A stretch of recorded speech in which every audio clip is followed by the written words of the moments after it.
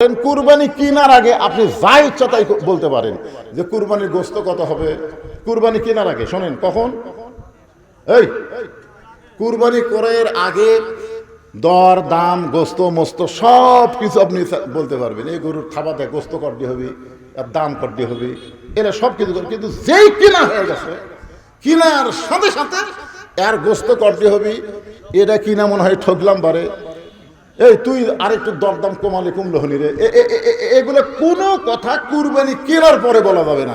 কেনার আগে বলতে পারবেন, কিন্তু কেনার পরে কথা কয় না, কেনার পরে বলা যাবে না। কি করতেছে আপনার বেটি, কি করতেছে আপনার খেয়াল করার দরকার আছে না নাই? জোরে কোন আছে না নাই?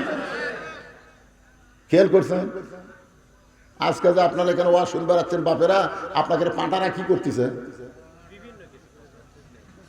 বিভিন্ন কিছু করতেছে। তাহলে খেয়াল করা লাগবে না? খেয়াল করা লাগবে না? আল্লাহ কেন বললেন কু আনফুসাকুম ওয়া আহলিকুম নার, জাহান্নামের আগুন থেকে বাঁচতে গেলে তুমি একলা বাঁচতে পারবে না, তোমার আহাল পরিবার নিয়ে বাঁচা লাগবে। এ কথা কার?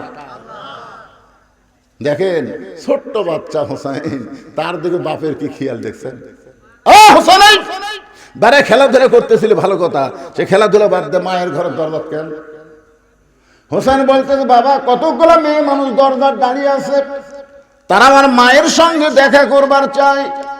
এখন আমি মায়ের কাছে গিয়ে শুনবো মা কি তাদের সাথে দেখা করবে কিনা, মা কি তাদের জন্য দরজা খুলবে কিনা, এইটা মায়ের কাছে আমি শুনবার চাই। হযরত আলী বললেন তোমার বয়স কত? দেখেন নিজের ছেলেকে বলতেছে তোমার বয়স কত। তো হোসেন বলতেছে আমার বয়স কত আপনি ভালো জানেন। আলী বলতেছে এই জন্যই তো আটকে দিছি, এই জন্যই আটকে দিছি, তোর বর্তমান যে বয়স চলতেছে এই বয়সে যখন তখন মায়ের ঘরে ঢোকা যাবে না। কি মনে করতেছেন? হ্যাঁ, আমার তিনটা মেয়ে, আমাকে আল্লাহ কোনো ছেলে দেন। তিনটা মেয়েকে আমি 9 বছর, অর্থাৎ 3 এই একটা মেয়েকে আমি 3 বছর করে আমার বুকের উপর আমি মানুষ করছি। মেয়েরা যেন কোনো সময় বলবার না পারে যে আমাকে ভাই নাই দেখে বাপ আমাকেও দেখবার পারে না, এ কথা যেন বলবার না পারে। এজন্য কোনো দোলনা কিনে নি আমার মেয়েদেরকে আমি বুকের উপর ঘুমাইছি। রাত্রেবেলা তো ঘুম আসতো, আমি আস্তে করে মেয়েকে বুকের উপর নিতাম। আর বউ বলতো তোমার ঘুম কেমনি হবে? আর মেয়েকে বুকে ঘুম পারি, যদি কোনো সময় মেয়ে চেতন পায় তখন দেখবি বাপের বুকের উপর। যে 3টা মেয়েকে আমি বুকে করে ঘুম পাড়াইছি, এখন সেই 3টা মেয়ে টাকা লাগলে আর আমার কাছে আসে না, ওর মায়ের কাছে আমার কাছে আসে না। ওর মা আসে তোমার মেয়েরা টাকা চাচ্ছে, টাকা দাও। তাই বললাম ওরা আমার কাছে আসলে কি হয়? শরম পায়। দেখছেন, মেয়ে যখন বড় হয় তখন বাপের কাছে আসতে শরম পায়। আবার বাবাও মেয়ের ঘরে ঢুকতে গেলে ইচ্ছা মতো ঢুকতে পারবে না, মেয়ের অনুমতি নিয়ে ঢোকা লাগবে। জোরে কোন কথা ঠিক কিনা? আবার ছেলে যখন বড় হয় মায়ের ঘরে ইচ্ছা মতো ঢুকতে পারবে না, ঢুকতে গেলে অনুমতি লাগবে। হযরত আলী বলতেছেন হোসাইন এখন তোমার যে বয়স হয়েছে এই বয়সে তুমি দৌড়ে গিয়ে দরজা খুলে মায়ের ঘরে ঢুকতে পারবা না। মায়ের ঘরে ঢুকতে গেলে তোমাকে বলতে হবে মা আমি হোসাইন একটু ঢুকবার চাই। মা যদি বলে 5 মিনিট পরে ঢোক, তাহলে 5 মিনিট পরে ঢোকা লাগবে, যখন তখন ঢোকা যাবে।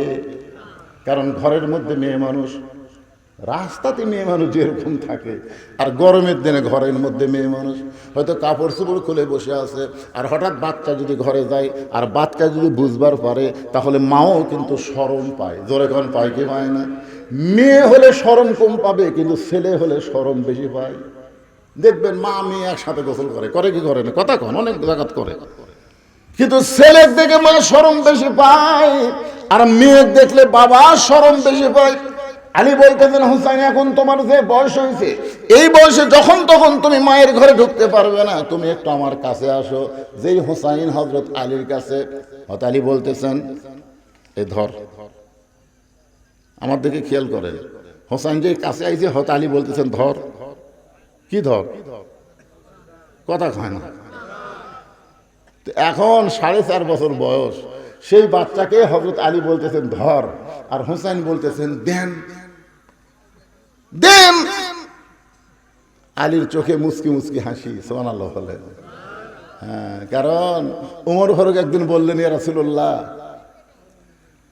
আপনার পিছনে আমরা জোহরের নামাজ আদায় করতেছি, প্রথম রাকাতের প্রথম সেজদা 3 বার সুবহান রাব্বিল আলা ঠিকই হলো, কিন্তু দ্বিতীয় সেজদা যে 100 বারের বেশি সুবহান রাব্বিল আলা বলি, আপনি সেজদা থেকে মাথা তোলেন না। প্রথম সেজদার দ্বিতীয় সেজদা এত লম্বা হলো, দ্বিতীয় রাকাত ঠিকই আছে, তৃতীয় রাকাত ঠিকই আছে, চতুর্থ রাকাত ঠিকই আছে, কিন্তু আমার বিনয়ের সাথে জানতে চাই প্রথম রাকাতের দ্বিতীয় সেজদা এত লম্বা হলো কেন? আল্লাহ রাসূল বললেন, ওমর, আমরা যখন নামাজের সেজদায় ছিলাম এমন সময় এক পবিত্র এসে আমার পিঠে চড়েছে। সুবহানাল্লাহ বলে। এমন সময় এক পবিত্র এসে আমার পিঠে চড়েছে, সেই পবিত্রের নাম হলো হোসাইন। যতক্ষণ আমার পিঠে বসেছিল আমি নামাজ পড়া অবস্থায় হোসাইনকে পিঠ থেকে নামাবার চাইলাম, কিন্তু নামাজের মালিক আল্লাহ বললেন, হাবিব, হোসাইন যতক্ষণ আপনার পিঠে চড়ে বসে থাকবে আপনি ততক্ষণ সেজদা থেকে মাথা তুলবেন না, এমনকি ওকে পিঠ থেকে নামাবারও পারবেন না। রাসূল কিন্তু হোসাইন বলে নাই, রাসূল বলেছেন একজন পবিত্র। তার মানে বোঝা গেল ফাতেমার 2টা সন্তান হাসান হোসাইন এরা জন্মসূত্রে পবিত্র হয়ে জন্মগ্রহণ করেছে। যেই বললেন হযরত আলী ধর, সঙ্গে সঙ্গে হোসেন বলতেছেন দেন।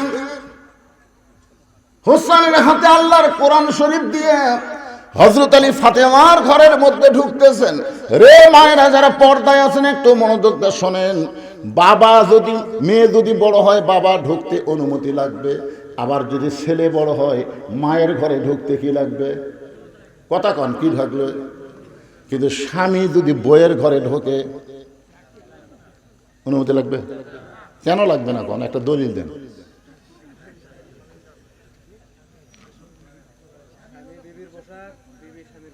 এই যে একটা কথা বাংলা কুক, আরবি না হচ্ছে বাংলাটাও কথা, ঠিক আছে?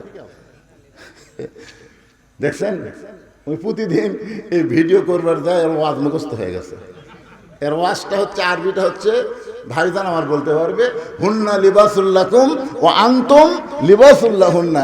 স্বামী হলো বিবির পোশাক, বিবি হলো স্বামীর পোশাক। আচ্ছা মনে করেন এক ঘরের মধ্যে স্বামী স্ত্রী ছাড়া আর কেউ নেই, যদি দরজা জানলা বন্ধ করে স্বামী স্ত্রী ন্যাংটা হয়ে শুয়ে থাকে, পাপ হবে?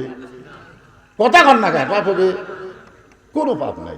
একই কম্বলের মধ্যে 2 স্বামী স্ত্রী ঘুম পারবে, কোনো পাপ নেই।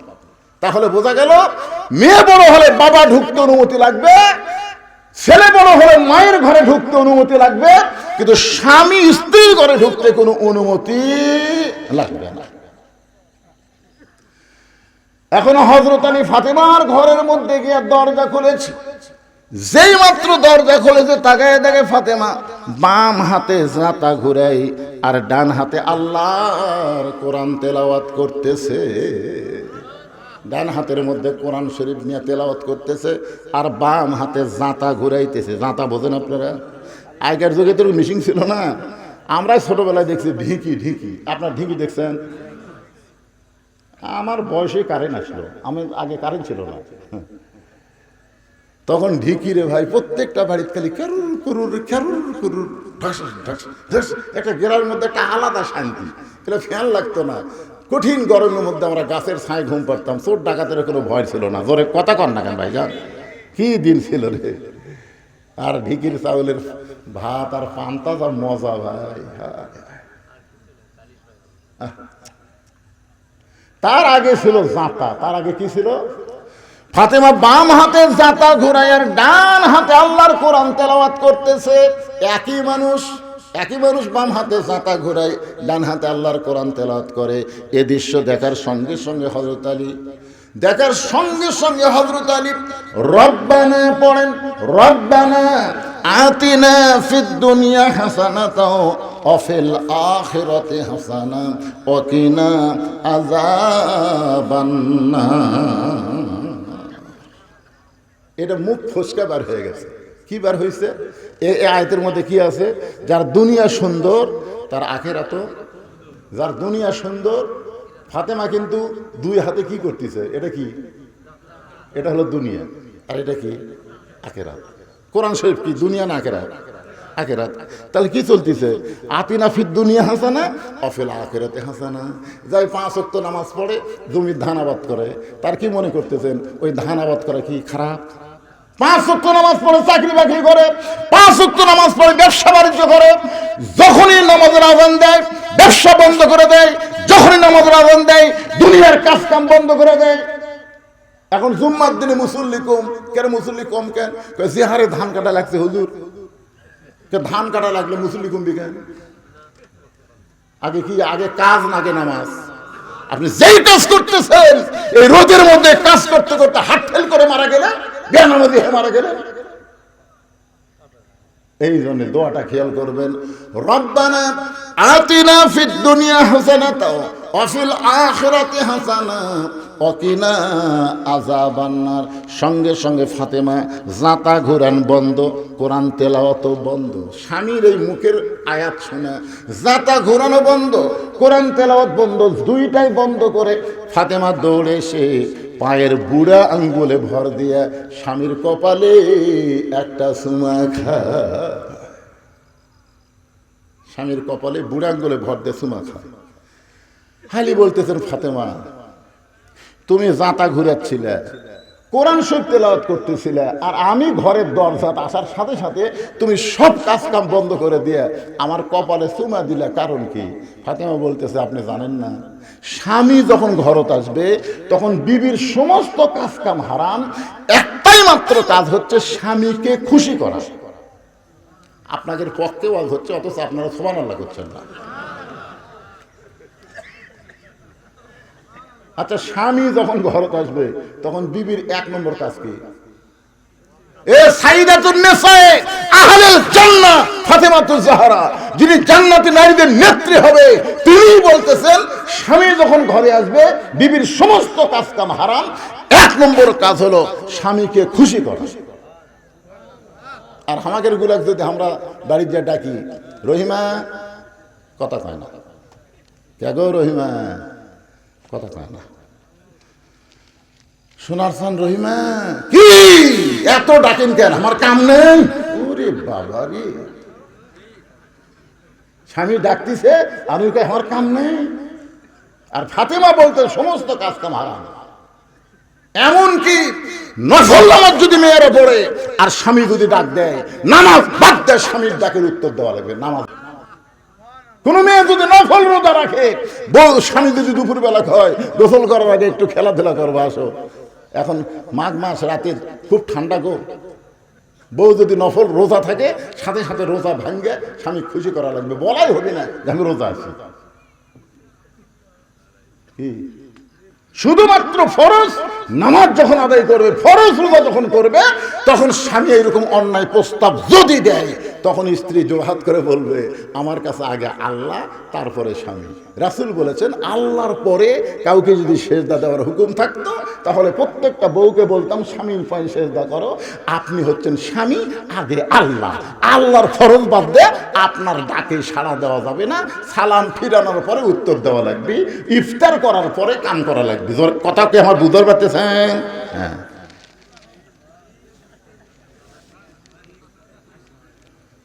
আমার মায়েরা যারা পর্দার অন্তর আছেন, একটু মনোযোগ দিয়ে শুনবেন। হযরত আলীর কবলে চুম্বন দিয়ে বলে, ফাতেমা তুমি তোমার স্বামীকে খুশি করেছো, কিন্তু আমি তোমাকে একটা কথা বলতে চাই, তুমি জাঁতা ঘুরান বাদ দিলা ভালো কথা, কিন্তু আল্লাহর কোরআন তেলাওয়াত বাদ দিলে। ফাতেমা বলতেছে, আমিও তো জানতে চাই, আপনি তো বাহিরে কোরআন শরীফ পড়তেছিলেন, আমি মেয়ে মানুষ আস্তে আস্তে কোরআন পড়ি, আপনি কোরআন পড়েন জোরে জোরে। পুরুষ মানুষ যখন কোরআন পড়বে তখন আস্তে না জোরে? কি জন্যে? জোরে পড়ার মধ্যে একটা কাজ আছে। وَإِذَا قُرِئَ الْقُرْآنُ فَاسْتَمِعُوا لَهُ وَأَنصِتُوا لَعَلَّكُمْ تُرْحَمُونَ। এই আয়াতের শানে দেখবেন, এটা কিন্তু পুরুষের জন্য। পুরুষেরা যখন কোনো কারি যখন কোরআন পড়বে, তোমরা চুপ থেকে তোরা শুনে অনুধাবন করবা যে পড়ল এবং যারা শুনলো উভয়ই আল্লাহ রহমত বর্ষিত হলো। তো মেয়ে মানুষ জোরে কোরআন পড়তে পারবে, জোরে কোরআন পড়তে পারবে, এই পর্যন্ত মেয়েদের কান পর্যন্ত যাওয়া লাগবে, পর পুরুষের কানে যাওয়া চলবে না। ফাতেমা বলতেছে, আপনি কোরআন শরীফ পড়া বাদ দিয়া আপনি কেন ঘরের মধ্যে হঠাৎ ঢুকলেন? আপনি তো এইভাবে হঠাৎ কোনোদিন ঘরে ঢোকেন না। আজকে কেন ঢুকলেন আমি বুঝবার পারছি। আজকে কোরআন শরীফ পড়তে পড়তে আপনার বইয়ের কথা মনে হয়ে গেছে। আলী বলতেছেন, ফাতেমা, আসল ঘটনা হলো তোমার সন্তান হোসাইন। আসল ঘটনা হলো তোমার সন্তান হোসাইন। যেই মাত্র বলেছে তোমার সন্তান হোসাইন, ফাতেমার চোখ দিয়ে দর দর করে পানি পড়তেছে। আমার হোসাইন এমন কি বেয়াদবি করলো গো। আলী বলতেছেন, ফাতেমা, তুমি হোসাইনের নাম শুনলে চমকে ওঠো কেন? ফাতেমা বলতেছে, আমার বাবা সবসময় আমাকে বলতো, ফাতেমা, তোমার দুইটা সন্তানের মতন হাসান অবিকল আমি নবীর মতন। হাসান কোনোদিন দুষ্টামি করবে না, হাসান কোনোদিন জেদ করবে না, কারণ হাসান অবিকল আমি নবীর মতন। কিন্তু হোসাইন একটু জেদি, এই হোসাইনের প্রতি তুই একটু বেশি খেয়াল রাখবি মা। সেই দিন থেকে আমার মনে হয় হোসেন শোনার সঙ্গে সঙ্গে আমার লাগে ভয়। হোসেন এমন কি করেছে গো, যার কারণে আপনি কোরআন তেলাওয়াত বাদ দিয়ে ঘরের ভিতরে। আলী বলতেছেন, ফাতেমা, এই মুহূর্তে আমি কোরআন শরীফ তোমার হোসেনের হাতে তুলে দিয়েছি। যেই বলেছে এই মুহূর্তে আমি আলী হোসেনের হাতে কোরআন তুলে দিয়েছি, সঙ্গে সঙ্গে ফাতেমা বলতেছে, আল্লাহ, ওই বাবা মা হলো সবচাইতে বড় ভাগ্যবান যার সন্তানের হাতে থাকবে আল্লাহর কোরআন। খালি সুবহানাল্লাহ করে হবে না। আপনাদের সন্তান আছে না নাই? হাতত কি আছে? মোবাইল। এই দেখছেন আমার মালিক ভাই শুরু না করতে মোবাইল। আরে পাগলা, মোবাইলের মধ্যেও কোরআন শরীফ ডাউনলোড করা যায়, জানেন আপনারা? 30 পারা কোরআন মোবাইলের মধ্যে তুলে আপনি ইচ্ছা করলে মন চাচ্ছে কোরআন শরীফ বার করে পড়লেন। কি তাহলে মোবাইলের মধ্যে গান বাজনায় থাকবে, মোবাইলের মধ্যে আজহারের ওয়াজ থাকবে, সাইদি সাহেবের ওয়াজ থাকবে, পারলে আমার মতন বজরুলের ওয়াজ থাকবে। অনেক লোক তো আমাকে কয়, হুজুর রাত্রে যখন ঘুম ধরে না তখন আপনার ওয়াজ দেয়। ওয়াজ শুনতে শুনতে কখন যে আমার ঘুম ধরে আমি ধ্যান বাড়ি পারি না। আমার একটা ওয়াজ আছে, আদম হওয়ার ওয়াজ, আপনারা শুনছেন? আদম হওয়ার এই ওয়াজ যখনই দিবেন আপনি 8 ঘন্টা শুনবার পারবেন না। মানে এত মেলোডি আর এত মধুর টান আছে, বুঝলেন? ওই টানে একসময় আছে। আজকে বলতেছি, যদি কার ঘুমের ওষুধ লাগে, ওষুধ লাগবে না, কারণ আমার আদম হওয়ার ওয়াজ শুনবেন। আর একটা আছে হাসান হোসেনের ওয়াজ, শুনছেন? মায়ের দয়া মাঝে, বাপের দয়া মাঝে মাঝে, মায়ের দয়া সব সময়, এগুলো শুনবেন। এগুলো যখন ছেলেরা শুনবে, ওয়াজ শুনবে, কোরআন শরীফ তেলাওয়াত করবে, ওই বাবা মাই হলো সবচাইতে বড় ভাগ্যবান যার বাচ্চার হাতে, ছোট বাচ্চার হাতে, ছোট বাচ্চার হাতে থাকবে আল্লাহর কোরআন। আর আপনার ছোট বাচ্চার হাতে দিয়েছিলেন কি? আগডুম বাগডুম ঘোড়াডুম সাজে, ঢাক ঢোলক ঝাঁঝর বাজে, ব্যস্তে ব্যস্তে চললো ঢুলি, ঢুলি গেল কমলা ফুলির টিয়াটা, সূর্য মামার বিয়াটা। ওই বড় হলে কি মাল হবে? কারণ এই যে এতক্ষণ জেলে পড়লো, এর মধ্যে কি একটা কথা সত্যি আছে? কথা কন্যা ভাই, সত্যি আছে? আইরাই টিয়ে নাই ভরা দিয়ে না লাগাল বল মাছে, তাই না দেখা ভোদর নাচে। শোনেন, যদি আপনার ছেলে বড় হয়ে যায়, এখন আপনার নাতিক দেন, মাদ্রাসা দেন, মাদ্রাসা নুরানি শিক্ষা আছে, জানেন আপনি? মাদ্রাসায় নুরানি শিক্ষা আছে, ক্লাস 3 পর্যন্ত নুরানি পর্যন্ত পড়বে। কোন প্রাইমারির 5 কোন ছেলে যদি ওর সাথে পারে, আমি ওয়াজ বন্ধ করে দেবো। খালি নুরানি মাদ্রাসা দেবেন কে ভাই? কথা ঠিক? আমার নুরানি মাদ্রাসা আছে, ওর কবির আরবি লিখতেছে 1 নম্বর, বাংলা লেখ 1 নম্বর, ইংরেজি লেখ মানে 7 দিবে। কি হুজুর? উপবৃত্তি এই প্রাইমারির কয়টাকে উপবৃত্তির জন্য বেটা খাড়া হয়ে পেশাব করাচ্ছে। পেশাব দিয়ে আমার এলাকার এক ক্লাস 2 এর ছাত্র পেশাব দিয়ে 40 লিখছে। অনেক মাহফিলে বলি কিয়ামতের লক্ষণ। একের খাড়া হয়ে থাকে, যন্ত্রতে পেশাব করতেছে, আগে লিখছে স্যার, পরে দিতে শুনবে। আমি জীবনে দেখে চিন্তা করলাম, এর কোন যুগ পেশাব দিয়ে লেখা। আমি যে বলছি কে রে মারছে তো, আমি দৌড়ে সামনে দিয়ে বললাম, কি করলি? চাচা দোয়া করেন, 100 পর্যন্ত লেখার নিয়ত আছে। দেখছেন শালা আমার কাছে কি দোয়া চায়?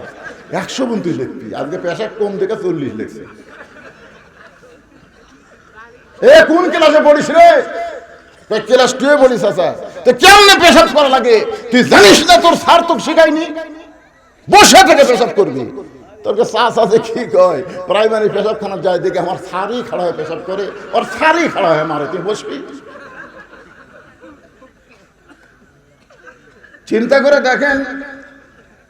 ফাতেমা বলতেছে ওই বাবা মা হলো সবচাইতে বড় ভাগ্যবান যার হাতের মধ্যে থাকবে আল্লাহর কোরআন। কারণ যেই বাচ্চার হাতে কোরআন দেবেন, লা ইয়ামাসসুহু ইল্লাল মুতাহহারুন, ততক্ষণ পর্যন্ত স্পর্শ করতে পারবে না যতক্ষণ পর্যন্ত পবিত্র না হবে। আর ছোটবেলা থেকে সন্তানকে পবিত্র হওয়ার শিক্ষা দিলে 7 বছর থেকে তালিম দেবেন, 10 বছর থেকে নামাজ ধরাবেন, ও কোনোদিন বেনামাজি হবে না। এখন বলতেছে স্বামী গো, তাহলে আপনি হোসেনের হাতে কোরআন দেয়া ঘরের মধ্যে কারণ? বলে দরজায় কতগুলো মেয়ে মানুষ আইছে, সেই মেয়েরা তোমার সঙ্গে দেখা করতে চায়। তুমি যে সাইদাতুন নিসাই আহলে জান্নাহ, তুমি যে জান্নাতি নারীদের নেত্রী, ওই মেয়েরা একটু তোমার সঙ্গে দেখা করতে চাই। তুমি যদি হুকুম দাও তাহলে দরজা খুলে দেওয়া হবে, আর দরজা খুলে দিলি মেয়েরা তোমার সঙ্গে একটু দেখা করবে গো। তুমি কি দরজা খোলার হুকুম দাও? ফাতেমা বলে স্বামী গো, আপনি যখন বলেছেন আমার কোনো আপত্তি নাই, তাহলে মেয়েরা যখন আমার সঙ্গে দেখা করতে চায় আপনাকে কষ্ট করে পর্দার ব্যবস্থা করা লাগবে। যেই বলেছে আপনাকে কষ্ট করে পর্দার ব্যবস্থা করা লাগবে, আলী মুচকি মুচকি হাসে আর বলে ফাতেমা, মেয়েরা মেয়ের সঙ্গে দেখা করতে গেলে পর্দার কোনো ব্যবস্থা লাগে না। কারণ আপনাদের এলাকায় যেখানে মেয়েদের বসার ব্যবস্থা করছেন, সেখানে কি এক এক মেয়ের জন্য ভিন্ন ভিন্ন না, সব এক জায়গায়? আপনারা বসার একটা ব্যবস্থা করেননি? করছেন?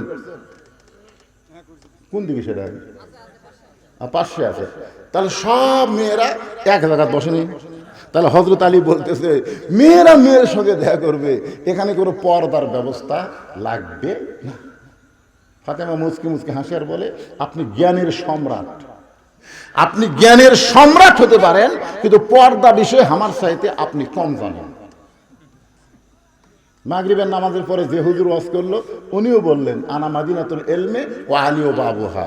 এই যে আমার ভাইস্তা ফরাত ওয়াজ করলো, ও বললো আনা মাদিনাতুল ইলমে ওয়া আলী ওয়া বাবুহা। রাসূল বলেছেন আমি হচ্ছে ইলমের শহর, আলী হচ্ছে তার দরওয়াজা। তাহলে হযরত আলী হচ্ছে জ্ঞানের কি? সম্রাট। আপনি জ্ঞানের সম্রাট, কিন্তু পর্দা বিষয়ে আপনি কম জানেন। আলী বলতেছেন ফাতেমা, তাহলে তুমি আমার চাইতে পর্দা বিষয়ে যখন বেশি জানো, তাহলে তুমি বলো আমি শুনি, তুমি বলো আমি শুনি। এখন ফাতেমা পর্দা বিষয়ে কি জানে সেটা হযরত আলী শুনবি। আজকে আপনাকে মরদগুলো শোনা লাগবে। আমরা আলীর দলের লোক লয়, চিন্তা করে দেখেন, আমাকে শোনা লাগবে যে ফাতেমা এমন পর্দার কি জানে, যেই পর্দা আজকে বাংলাদেশে কায়েম হলে প্রত্যেকটা বাড়িতে রহমত বরকতে ভরে যাবে। আগে এখন প্রতি মাসে লাগতেছে 1.5 মণ চাউল, তখন লাগবে প্রতি মাসে 6 ধরা। এখন ইলিশ মাছের স্বাদ নাই, তখন সিলভার মাছ ইলিশের চাইতে বেশি স্বাদ হবে। বিশ্বাস করেন, একটা পর্দানিশী নারী যার মধ্যে হাত দিবি তারই মধ্যে বরকত হবে। সুবহানাল্লাহ বল না কেন ভাই? একটা পর্দানিশী মেয়ের মধ্যে কি বরকত! হাজী সাহেব আমারে কয়, হুজুর গোটা বাংলাদেশে ওয়াজ করেন, তো আমার একটা মেয়ে আছে হুজুর, একটা ভালো ছেলে যদি আপনার খোঁজে থাকে একটু বিয়ে দেব হুজুর, একটা মেয়ে একটু ভালো ছেলে।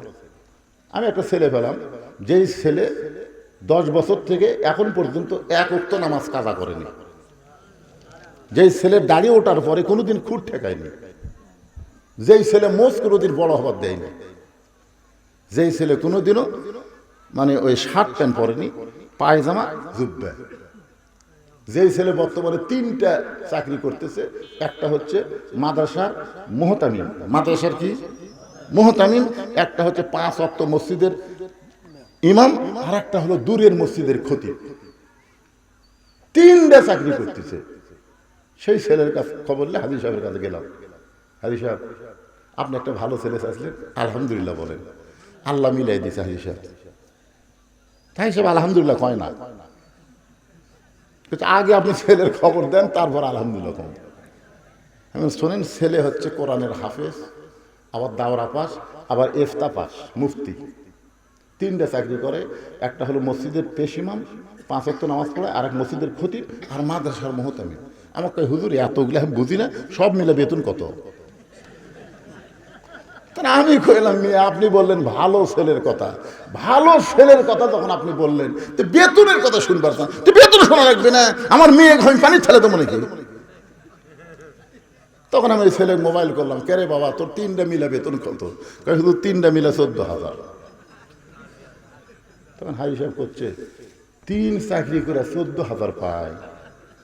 হুজুর আমি আপনাকে ভালো ছেলে খুঁজবার কসম, কিন্তু এইরকম আমার কাছে একটা ছেলের খবর আছে, হুজুর গতকাল ঘটক দিছে প্রাইমারির হেডমাস্টার, মাস গেলে 50,000। তাই 50,000 বাদ দিয়ে 14,000 দেব। তা আমি বললাম আপনি ভালো ছেলের কথা বলছিলেন, ভালো ছেলে মানে যে ঘরে আমার মেয়ে সুখে থাকবে সেটাই হচ্ছে ভালো ছেলে। আমি তখন হাজি সাহেবকে একটা ওয়াজ করে বোঝালাম, হাজি সাহেব শোনেন একটা ওয়াজ করি, যে আপনার ওই হাফেজ সাহেব হুজুরের সাথে মেয়ে বিয়ে দিলেন, মনে করেন বুঝাচ্ছি, বিয়ে দিলেন, একদিন সকালবেলা আপনার মেয়ে বলতেছে আমার শরীর খুব ভারী লাগতেছে গো, আজকে শরীর ভালো লাগতেছে না, ম্যাশ ম্যাশ করতেছে। তোর হাফেজ সাহেব কী করবে জানেন? বলবে 1 গ্লাস পানি নিয়ে আয়, যা 1 গ্লাস পানি নিয়ে যাচ্ছে, সূরা ফাতিহা আর আয়াতুল কুরসি পড়ে খা। তো বউ এই পানি খাচ্ছে 3 ঢোকে, খাওয়ার পরে বলতে শরীর খবর কি? আলহামদুলিল্লাহ পাতলা হয়ে গেছে বাতাসের মতন। আমি হাই সাহেবকে বললাম বলেন তো কয় টাকা লাগলো? তো বলছে 1 টাকাও লাগলো না। মনে করেন আপনার মেয়ের বিয়ে হচ্ছে প্রাইমারি মাস্টারের সাথে, সকালবেলা যদি বলে স্বামী গো আমার শরীর ভারী লাগতেছে, লড়বার পারতেছি না, তো প্রাইমারি মাস্টার কি বলবে? গিলাস আন। ওই মোবাইল ধরে মোবাইল নিয়ে আসো, মোবাইলটা নিয়ে আসো, মোবাইল নিয়ে আসো, ডাক্তার সাহেব আমার স্ত্রী হঠাৎ রাতের বেলা এরকম শরীর ব্যথা করতেছে, গোটা শরীর পাথরের মতন ভারী, এখন তাড়াতাড়ি নিয়ে আসো। এখন তাড়াতাড়ি অ্যাম্বুলেন্স করে ডাক্তারের কাছে নিয়ে গেছে। ডাক্তার চেহারা টেহারা দেখে মনে করতে টেকার গরম তো ভাই, পেশাব পরীক্ষা করেন, এ পরীক্ষা করেন, সেটা পরীক্ষা করেন, সব পরীক্ষা টরীক্ষা ডাক্তারের চেক আপ টেকে মোট 6,000 টাকা। 6,000 টাকা নিয়ে মেয়ে দিল। আপনি হাজি সাহেব কত গেল? 6,000। আর হাবিজ সাহেবের কত গেছিল? 1 টাকা হলো। 14,000 দেখে আপনি চিন্তা করতেছেন, আর 50,000 দেখে আপনি খুশি হয়ে গেছেন। এই প্রাইমারি মাস্টার ইলিশ মাছ কিনবে, বইয়ের হাতে দিবে যে বাজারত কেউ কিনবার পারে না, আমি কিনছি রে, যাও পাক করো। এই পাক করবি, পাক করে 2 জন খাবার বসে করবি। এখন ইলিশ স্বাদ নেই, আর হাবের সব সিলভার কিনে না, বউক বলবি বিসমিল্লাহ কয়ে ধরো, বিসমিল্লাহ কয়ে কোটো, বিসমিল্লাহ কয়ে তরকারি পাক করবে, সব বিসমিল্লাহ কয়ে পাক শিখ করে স্বামী স্ত্রী যখন খাবার বসছে তখন বলতেছে আল্লাহুম্মা বারিক লানা ফিমা রাযাকতানা ওয়া কিনা আযাবান্নার। বিসমিল্লাহ বরকাতিল্লাহ কয়ে ভাত আর সিলভারে মাছ যখন মুখত দেয় তখন কে গো তুমি না সিলভার কিনলে, ইলিশের মতন স্বাদ কে? আল্লাহ কাছে যতবার বিসমিল্লাহ কসু ওটার সিলভার আছে, ওটা ইলিশ বানা দিছে। তো বরকত দেওয়ার মালিক কে? কথা বলেন, বরকত দেওয়ার মালিক কে? একটু মনোযোগ দিবেন আমার মা বোনেরা, আমি পর্দার কথা বলতেছি। ফাতেমা বলে স্বামী গো, যে কয়টা মেয়ে দরজায় দাঁড়িয়ে আছে আপনি কি তাদের চেনেন? আপনি কি তাদের চেনেন? আলী বলতেছে কি বলবে? যদি বলে চিনি, উত্তর কি হবে? কম। শোনেন, বইয়েরা এরকম পরীক্ষা করতে পারে। আমি একদিন খালি আমার বইয়ের সামনে বসলাম, আমার চাচাতো ভাইয়ের বউ খুবই সুন্দরী, এ কথা বলা সারা আমার বউ বলতেছে কবে থেকে লুচ্চা হলেন? আমার আপন চাচাতো ভাইয়ের বইয়ের কথা আমার বইয়ের কাছে কষে, কবে থেকে লুচ্চা হলেন? আপনার চাচাতো ভাইয়ের বউ দেখা আপনার জন্য জায়েজ না হারাম? আমি করছি হারাম গো। তাহলে সুন্দরী কেমনি কম? কুল্লিল মুমিনিনা ইয়াগুদ্দু মিন আবসারিহিম, আপনি আল্লাহর কোরআন পড়েন না? সেদিন থেকে 2 কান ধরে তওবা করছে, আল্লাহ কোনো মেয়ে যদি সুন্দরী দেখি আমার বউয়ের সাথে আর আমি জীবনে কম না, আসলে আমি দেখবই না, কারণ বউ আমার চোখ খুলে দিছে। এখন ফাতেমা বলতেছে স্বামী গো, যে সমস্ত মেয়েরা দরজায় দাঁড়িয়ে আছে তাদেরকে আপনি চিনেন? আলী বলতেছেন ফাতেমা, এই দুনিয়াতে একজন মাত্র মেয়েকে আমি চিনি, সে মেয়েটা হলো আমার হাসান হোসেনের মা। আমার হাসান হোসেনের মা ছাড়া এই দুনিয়ার অন্য কাউরে আমি চিনি না। ফাতেমা বলে স্বামী গো, তাহলে মনে রাখেন যে কয়টা মেয়ে দরজায় দাঁড়িয়ে আছে তাদের মধ্যে সমস্ত মেয়েরাই হলো ভালো, সমস্ত মেয়েরাই হলো ভালো, কিন্তু একটা মেয়ে যদি বেপরদা হয়, যে কয়টা মেয়ে দরজায় দাঁড়িয়ে আছে সব মেয়ে কি, সব মেয়ে ভালো, ধরে করে সব মেয়ে কি, কিন্তু একটা মেয়ে, আপনাকে এই গ্রামের মধ্যে সমস্ত মেয়েরাই ভালো, কিন্তু একটা মেয়ে যদি বেপরদা হয়, ওই একটা মেয়ের দ্বারা গোটা গ্রামের যুবক নষ্ট হবে। জোরে কোন কথা ঠিক কিনা?